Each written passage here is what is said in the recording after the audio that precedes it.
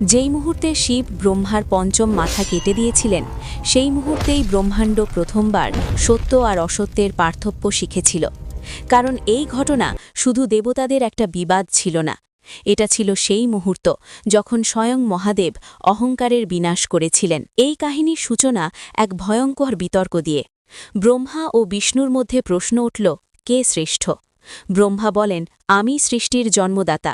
বিষ্ণু বলেন, আমি সৃষ্টি করি, আমার ছাড়া জগৎ দেখাই যেত না। দুজনের অহংকার ধীরে ধীরে বাড়তে থাকে। ঠিক তখনই আকাশ ফেটে যায়, এক অনন্ত অগ্নিস্তম্ভ শিবলিঙ্গের জ্যোতির্ময় রূপ প্রকাশ পায়। না তার কোনো আদি দেখা যায়, না দেখা যায় কোনো অন্ত। দেবতারা স্তব্ধ হয়ে যান, এ কার রূপ?